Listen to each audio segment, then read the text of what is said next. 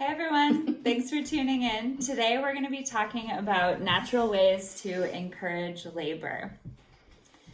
So the first thing that we like to do for encouraging labor is talk a little bit about setting the stage. You know that oxytocin is the hormone that's responsible for labor. And what we know about oxytocin is that when stress is really high, oxytocin is low, and when oxytocin is high, stress is low. So when you're thinking about wanting to go into labor naturally, optimizing your oxytocin means lowering your stress hormones. So we really recommend that people stop working by 40 weeks of pregnancy if they have the privilege of doing so, and that they try to keep their stress low in their daily lives. So if there's something that you're aware makes you really anxious or stressed out, then it's better to step away from that when you're getting ready to have your baby. Yeah, a lot of people talk about having their parents or maybe their mother-in-law come into town, and they ask us questions about when is the right time to have them come into town for the birth or to be here with me and my baby. And if that person is someone who's going to be an added stressor to you or someone that's going to encourage you to work, we actually recommend not having them come out early, and instead just when you're in early labor contacting them, because having somebody in your home who's watching you and waiting for you to go into labor who can create a stressful situation for you is actually just going to make it a lot less likely that labor will happen on its own. Yeah, and then in terms of some of the things you can be doing even before you're getting into the period where you actually want to give birth, some sort of labor prep stuff. A really famous and often used herb is red raspberry. So it's the green part of the red raspberry plant that is has an affinity to the uterus and is a uterine tonic. So that's something that you can drink pre-pregnancy and throughout your pregnancy. It helps to get the uterus really strong so that when contractions begin, they're organized and effective.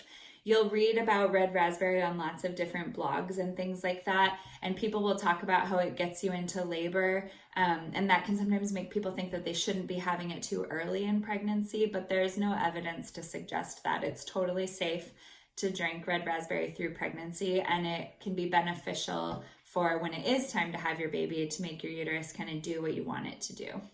And we talk to people in our care about drinking a quart of red raspberry leaf tea every day, starting in their third trimester. So that would be a reasonable amount to do. And in fact, we think you have to drink pretty high amounts of red raspberry leaf tea for it to have an effect. Yeah, another thing that there's really strong evidence on is the use of acupuncture to stimulate labor. So this is something that, again, you can start before it's actually time. You can do labor prep acupuncture earlier on, and then when it's closer to when you actually want to give birth in your term, you can do induction points. And the way that acupuncture works is it's cumulative. So it works on the body systems as a whole energetically. So you have to keep going in order to start getting the maximum results. So starting in third trimester and doing acupuncture to kind of get the body ready has been shown to shorten labor times and make labor more efficient. Another easy, great thing that you can do is to start eating dates. And we mean dates, the fruit, the dried fruit dates. Evidence actually supports that eating dates helps people to go into labor and have a shorter labor time because they have what's called a ripened cervix or a softer cervix. So we're really excited about that and don't see any downsides to it. So really there's only a benefit to consuming dates regularly in your pregnancy.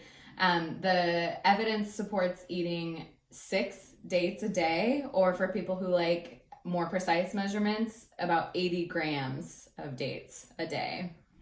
And you can do that in any fashion. We have people in our care who just eat the dates or who blend them up in a smoothie or put them in other foods so that they can actually eat that many on a daily basis. And we recommend starting this in third trimester as well. So as soon as you start drinking your red raspberry leaf tea, you can also start eating dates. Another one that we really love and a lot of people are enthusiastic about is sex and orgasm. So sex and orgasm release oxytocin in the body. It's the love hormone. It's released during orgasm, but also anything pleasurable. So if you want to try to maximize the oxytocin in circulation in your body and feel relaxed, a great way to do that is being sexual. So this is something that for some people in third trimester is not appealing because they feel really pregnant and it doesn't sound fun. But for others, it's really enjoyable. And if it's enjoyable, then it's a great thing to spend time doing because it does definitely lower stress hormones and increases oxytocin in a significant way. Yeah, and for people who are having sex with a partner who has semen, semen on the cervix is helpful to softening or ripening the cervix as well. There are natural hormones called prostaglandins in semen that help to prepare someone's body for labor.